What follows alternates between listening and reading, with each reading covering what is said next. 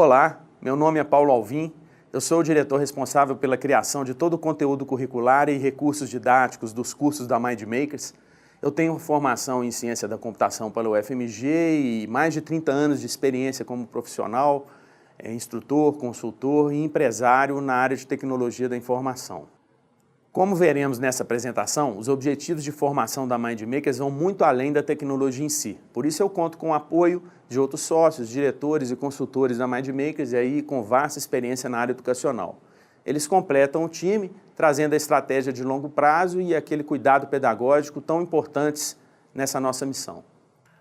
E eu também sou pai de um casal de alunos do ensino fundamental. Então, eles são minha motivação pessoal para trazer aqui para o Brasil, com a melhor qualidade possível, essa disciplina tão relevante para o século XXI.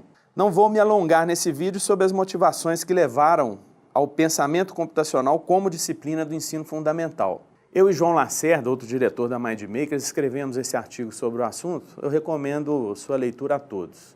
Nele discutimos como as tecnologias digitais estão afetando o mercado de trabalho, eliminando e introduzindo novas carreiras promissoras. E como modificam o perfil de exigências para os profissionais do século XXI, em especial aqueles que vão ingressar no mercado de trabalho daqui a 10 ou 15 anos. Vejamos algumas tendências mundiais em educação.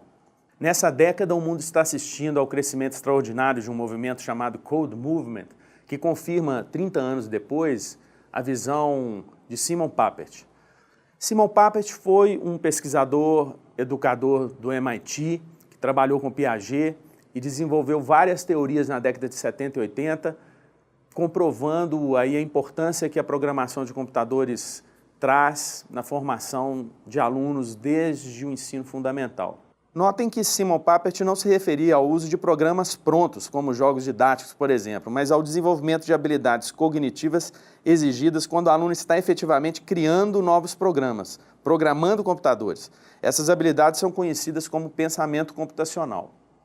A inovação do Code Movement, portanto, diz respeito a ensinar alunos a efetivamente programar computadores, pois deste modo eles aprendem desde cedo a usar essa ferramenta única para testar suas teorias e ideias, construindo simulações de qualquer natureza.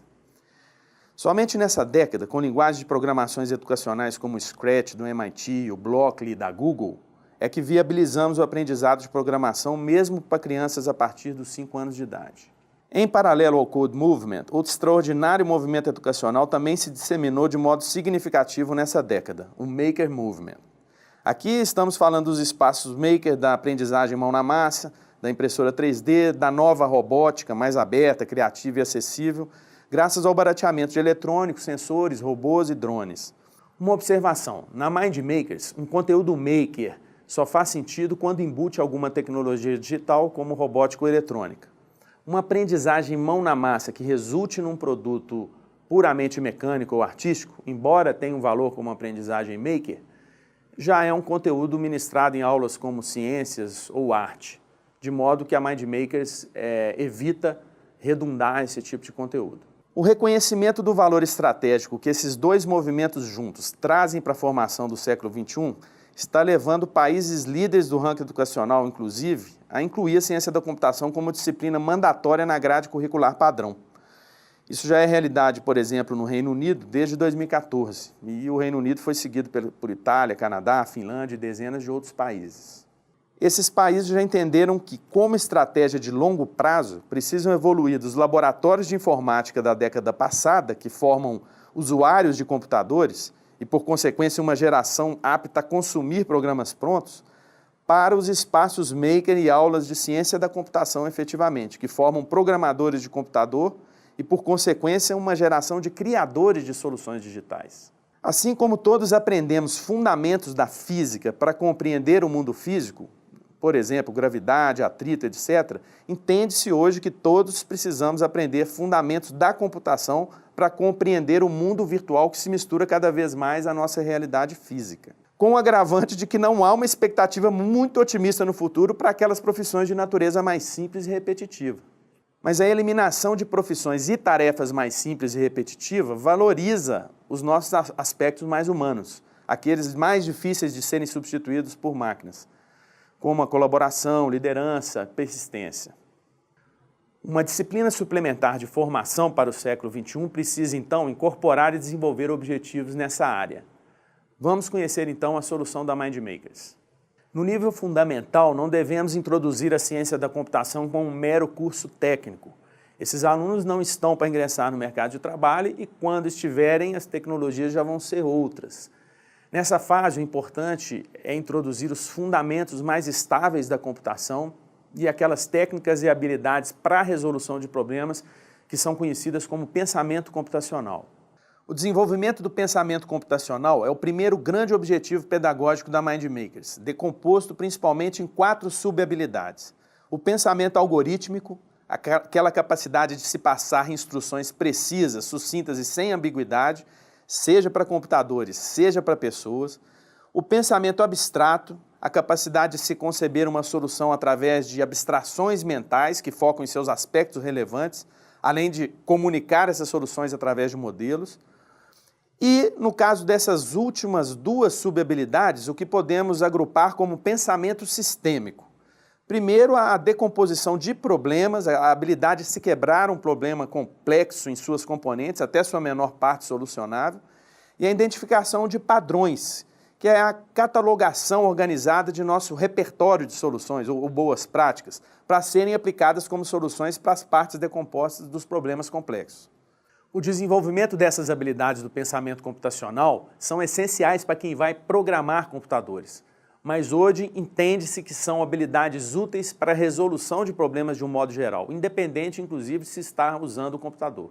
Os cursos da MindMakers também incorporam uma grande quantidade de projetos que trabalham habilidades socioemocionais, conceituadas e estimuladas durante os trabalhos em equipe.